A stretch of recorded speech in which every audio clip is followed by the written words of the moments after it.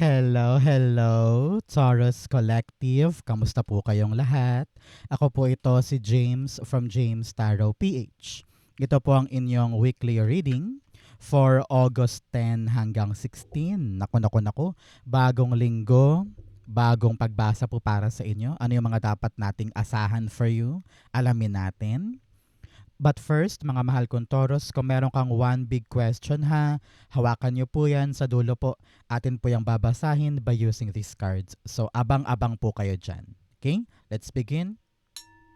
Holy Spirit, Spirit Guide, guide us for today. Your cards for the week. Nice. Siya nga pala mga mahal kong Taurus, maraming salamat ha. Alam nyo naman, kapag hindi po kayo nag-i-skip ng ads, malaking tulong po sa akin yan. Every time po na meron tayong libreng reading para po sa inyo. So keep on liking, keep on commenting, and thank you for not skipping your ads. Okay? So, at the background of your reading, meron kang the Six of Pentacles. Okay? Ngayong linggong ito, Taurus, parang you will realize kung sino talaga yung mga tao na nandyan para sa'yo. Parang ganun eh. There will be a time kung saan mas makikilala mo kung, itong taong to, genuine talaga to. Walang-wala man ako or meron ako, nandyan pa rin siya for me. Hindi nagbabago yung kanyang pakikitungo, talagang may concern siya sa akin. Yan yung mga taong dapat mong samahan talaga. Narinig ko rin dito na this week, babalansehin mo na ang buhay mo, kung ano yung mahalaga sa hindi, kung ano yung panggulo lamang sa hindi, and then you will realize what are the valuables. Ano yung mga worthy of your time. Trabaho, negosyo, pamilya, yung mga ibang bagay na parang puro conflict lang, puro pahirap lang sa akin, bibitawan ko na yan. Para nang sa ganun, anihin ko naman yung magandang bagay. So, this is all about you knowing your worth, valuing your time, money, people in your life, at alam mo na kung ano yung para sa'yo talaga at hindi. Good for you. Mapagpalaya ito at mapapagaan nito yung buhay mo.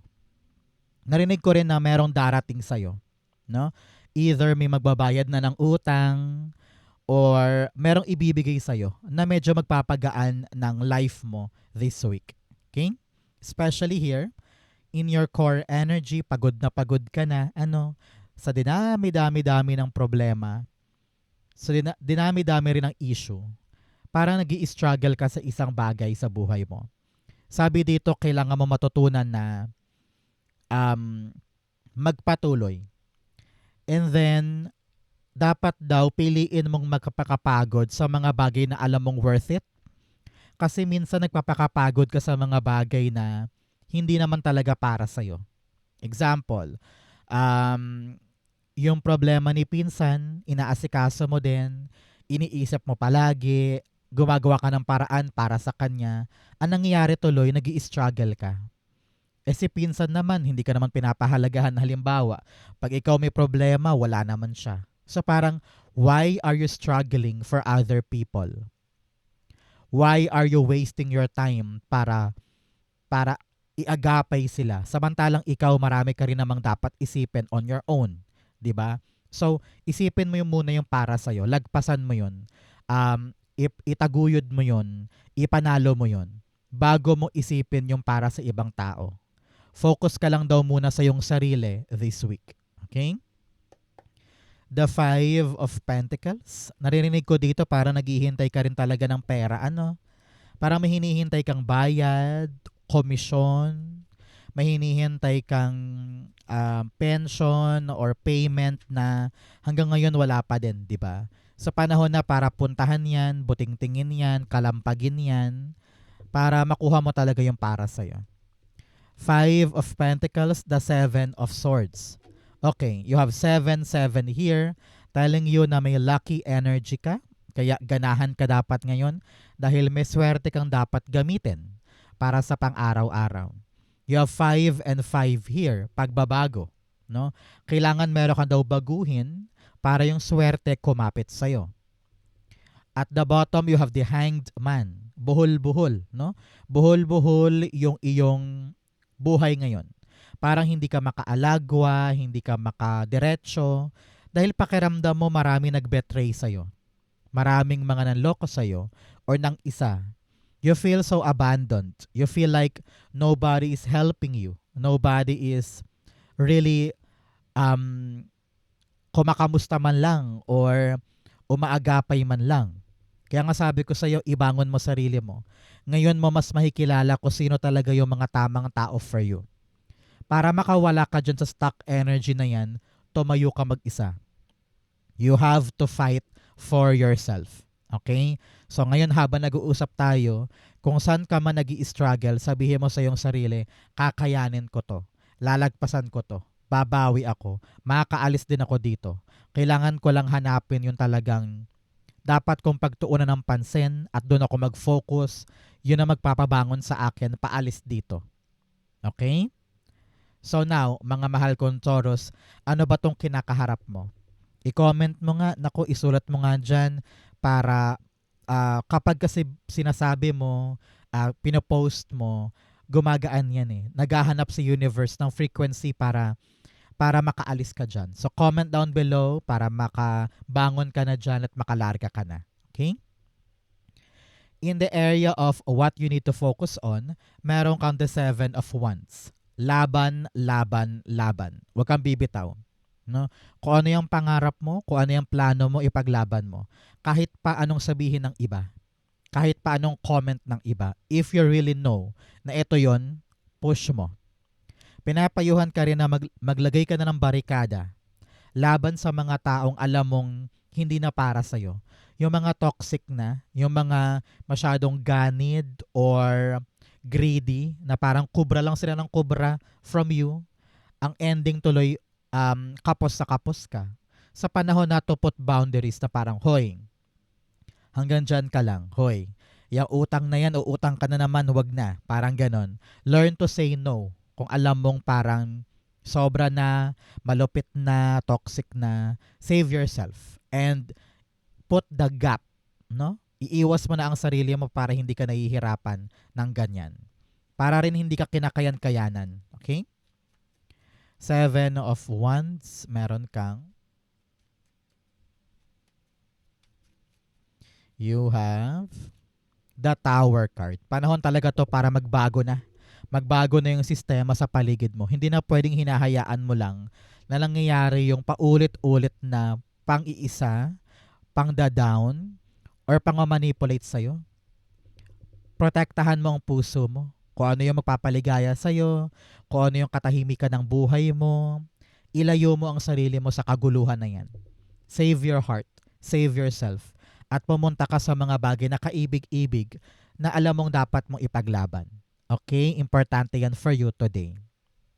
So, mga mahal kong Taurus, ano pong ginagawa ninyo habang kayo po'y nanonood nito? Kayo ba'y nagpapahinga? Galing ka sa trabaho? O naglilinis ka ng bahay? Comment below po. In the area of what you need, meron kang the Fool card. What you need now is bravery na sumubok ng mga bagong bagay. Parang meron sa inyo lilipat ng bahay, lilipat ng trabaho, lilipat ng gagawin. Kaya nga sabi ko kung ano man tong desisyon mo, panindigan mo dahil magudulot yan ng pagbabago. 'Di ba? So, yakapin mo yung changes, yakapin mo tong development sa life mo. At kung ano man tong bago mong tatahakin, good luck, congrats. Alam ko na mararamdaman mo yan eh. Ramdam mo yan na panahon na para gumalaw, panahon na para kumilos, panahon na para magsimula. And that is something na divine timing. Kapag kaya mo na, gagalaw ka na, yan yung tamang timing. Congratulations. Full card. Alam mo, kahit sabihan ka man ng mga tao sa paligid mo na, baliw ka ba? Ba't mo gagawin yan? Parang sigurado ka ba na kaya mo yan?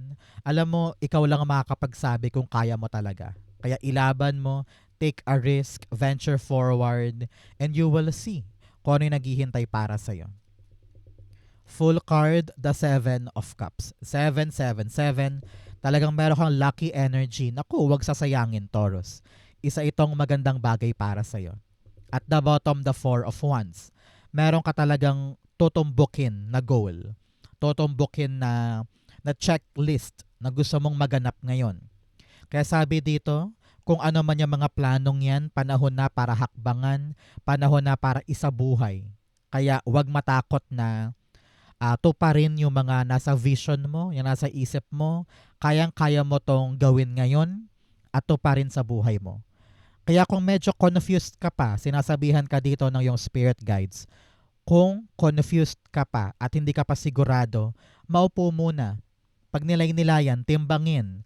Para nang sa ganon, kapag nakapag-isip ka na ng tama, nakapag-decide ka na kung ano yung nag-iisang bagay na gagawin mo, pwede ka nang dumiretso.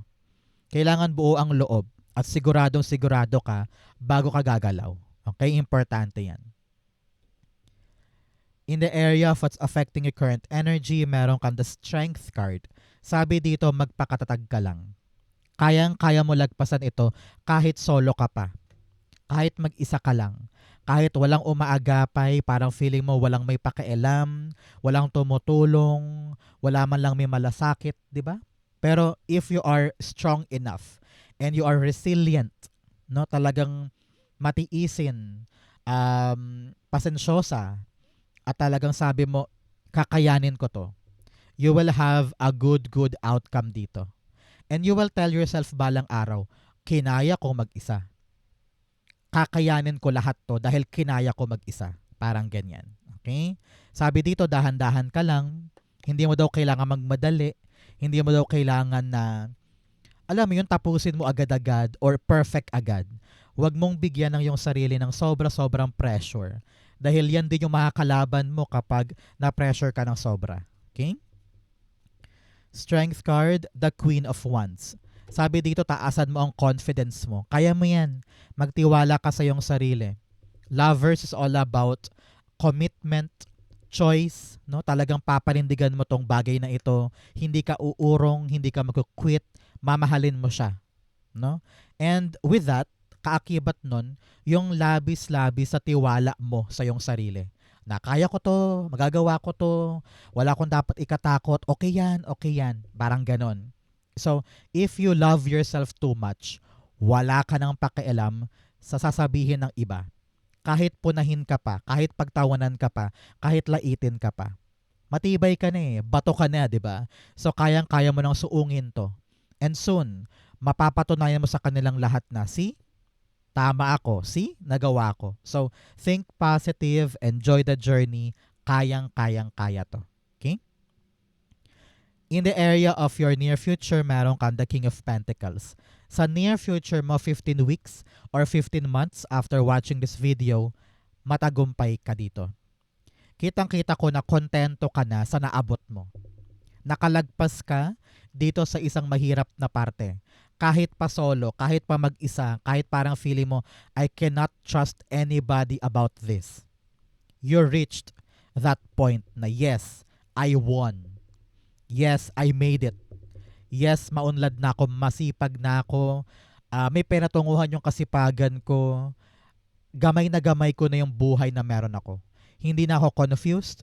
Hindi na to wobbly o hindi magalaw. Yung para bang gumagalaw na bangka. Hindi matibay, matatag, solid. Congratulations. Kung yan man ay negosyo na balak mong itayo, or pinagkakakitaan mo, or trabaho, feeling ko parang regular ka na, may kontrata ka na, okay na yung work, hindi na mahirap, okay ang kita, parang ganyan. So congrats. You're in your best abundant era soon. Okay?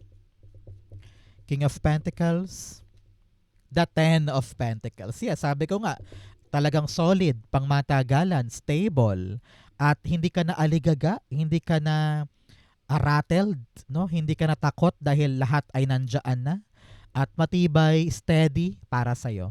Papakinabangan mo daw to ng panghabang panahon. Ramdam ko dyan. This is really a long-term success, long-term career, or long-term kaperahan. Congratulations, a very abundant time in the near future. At the bottom, the Four of Swords. Talagang relax ka na. Makapagpahinga ka na, marami ka ng time for yourself, hindi ka na agitated or worried pagdating sa future, pagdating sa pera, pagdating sa kakainin, panatag na ang puso mo dahil meron ka ng pangmatagalan na mapanghahawakan. Congrats po. In your challenge, meron kang the world card. Meron kang mga bagay na kailangan mo nang isara. At yun yung mga bagay na kailangan mong ma-admit sa iyong sarili na things need to change. Kaya hindi nagbabago-bago ng mabilis yung kinakaharap mo. It's because meron pa ring mga bagay na kailangan mong totally kompletuhin. Na talagang isild mo na yun, isara mo na yun, wag mo nang balikan. Pinapayuhan ka rito to move on, Taurus. Move on from a past job, past career, past love life, past life na alam mong hindi mo na pwedeng balikan pa or wala ka nang mapapala doon. Kapag isinara mo na yung past na yan, papasok ka na sa bagong portal ng life mo. So, open yourself to the new things. Ramdam ko rin dito na parang takot kang kumawala sa comfort zone mo. Takot kang kumawala sa nakasanayan mong buhay. Yun ang rason kung bakit parang paandap-andap, di ba? So now, while we're talking, kailangan mong isipin ano ba yung kumukulong sa akin na dapat ko nang lumaya pa, no? Para doon. The world card, the Knight of Wands.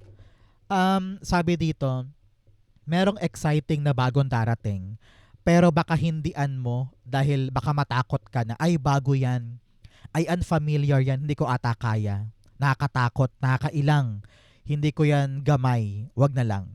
So baka yun ang challenge sa'yo, na baka humindi ka sa isang bagay na magpapa-advance ng buhay mo.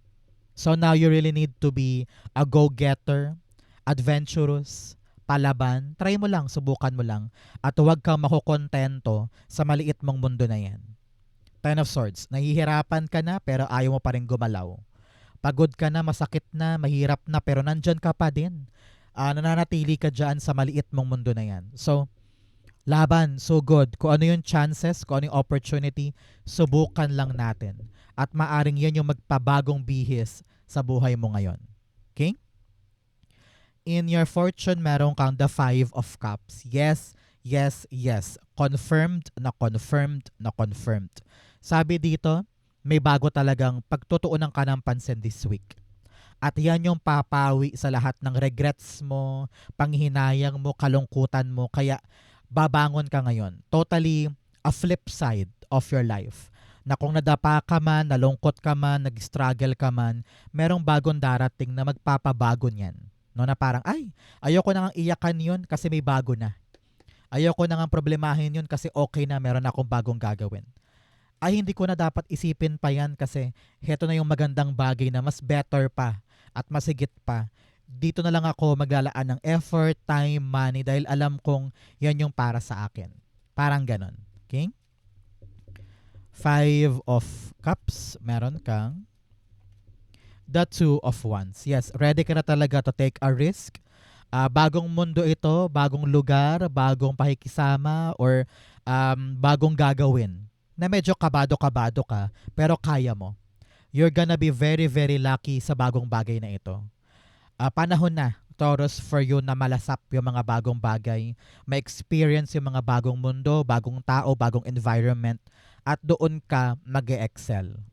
At the bottom, 4 of Wands. Stability is waiting for you. Kung ano man tong bagong bagay na ito, natatahakin mo, maaring babiyahe ka, lilipat, or talagang bagong-bago sa'yo. Sabi dito, ito yung magdadala sa'yo ng stability, happiness, completeness para sa pamilya. Meron kang goal na matutumbok dahil sa direksyon na ito. So, fight. Be excited. May bagong darating. Talaga namang malaking tagumpay ito. Okay?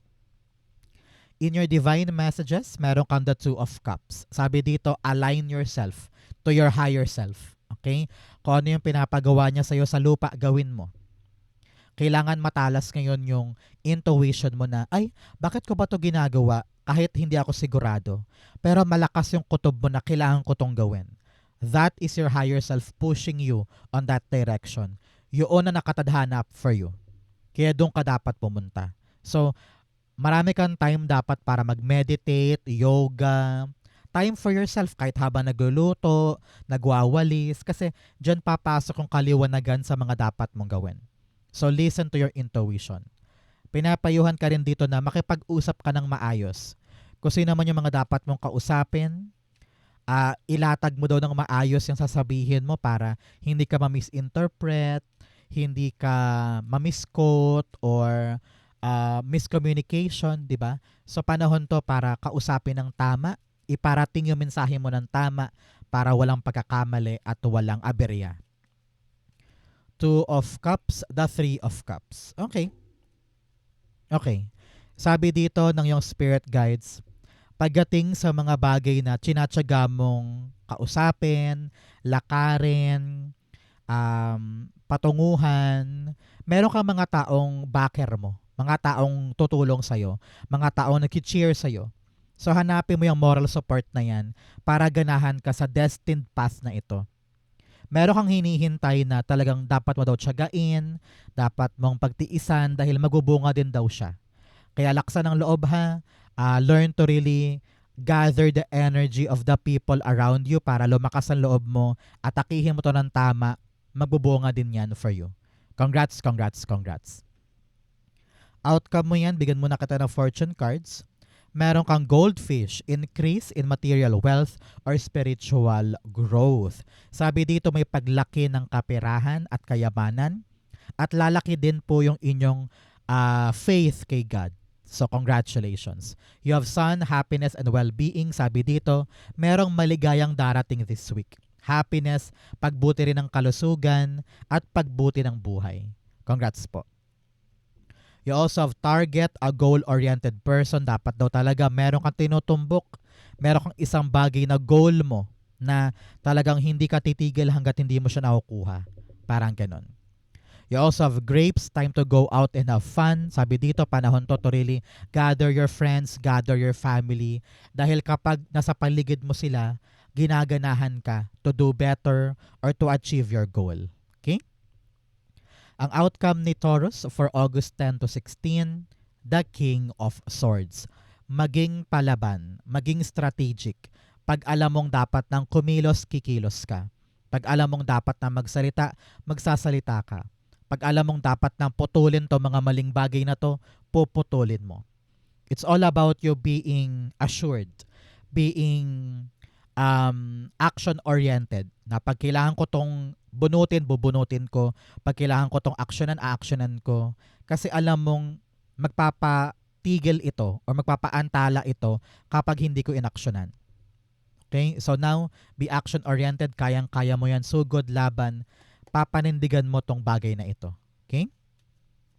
King of Swords, meron kang the Eight of Wands. You're on the right path. Kung ano man yung bagay na gagawin mo, dapat mong malaman na yan yung tamang direksyon. Okay? At the bottom, the King of Pentacles. Yan yung tamang direksyon para maging successful. Kayang-kaya mo to. Alam mo na maganda ang patutunguhan yan, kaya ilaban mo. Nakita ko dito yung abundant, long-lasting and stable na buhay dahil ilalaban mo siya ngayon. So, huwag ka mawala ng gana. Continue having hope. Focus, focus, focus. Dapat daw talaga target, no? Goal-oriented ka ngayon. Alam mo yung gagawin mo. Hindi ka malilingat, hindi ka madidistract. Iyo yan. Okay? Good luck and congrats. Kayang-kaya po yan. Let's go na, Taurus, para sa yung isang tanong, isang sagot. Pumikit ka na ngayon. Isipin mo yung one question mo. Inhale and exhale the answer to your question. You have the 10 of Wands, the 9 of Wands, and the Knight of Swords. At the bottom, meron kang the Knight of Wands. Makakarinig ka daw ng good news dyan sa question mo. Nakita ko dito na i-enjoy mo lang, sugod, laban, have the fighting spirit and kumpiyansa na kaya ko to. Do not give up, do not lose hope, i-charge mo yan. Sabi dito talagang harapin mo yung hard work. Ganyan talaga. Matrabaho yan, nakakapagod yan, marami kang dapat gawin dyan, normal yan. Importante huwag bibitaw. Kailangan alam mo kung ano yung halaga ng hinahabol mo ngayon at tinutumbok mo ngayon. Kung maraming beses ka nang napagod, nadapa, nasaktan, may laban ka pa Meron ka pang isang malaking chance na kailangan mong ipakita na I'm ready to do the hard work just to get this. Okay? So be happy, be optimistic, daanan mo yung proseso, may mapapala ka pa dyan, may naghihintay pa para sa'yo dyan. So go on, laban, ipakita mo na kaya mo siya. If you're waiting for a yes or no, the answer is a big, big yes. Magagawa siya eh. Pero, ang, ang kakahinatnan niyan ay depende sa'yo. Kung ikaw ba'y maduduwag sa hirap, sa pagod, naku, baka mag-quit ka. Kaya kailangan do not give up. Maniwala ka na kaya mo, manalig ka na may pag-asa dito. Do not lose sight of the thing na target mo. Kailangan focused, action-oriented, goal-oriented, at mag-enjoy lang. Dahil kayang-kaya mo yan, okay? So mga Taurus, yan po yung isang tanong, isang sagot ninyo sa po kayo nakaresonate. Ganon din po sa inyong August 10 and 16 na may magkaroon po kayo ng magandang linggo. Comment lang po kayo sa baba kung saan po kayo nakaresonate. Babasahin ko po yan. Thank you mga mahal kong Taurus for watching hanggang dulo. I love you.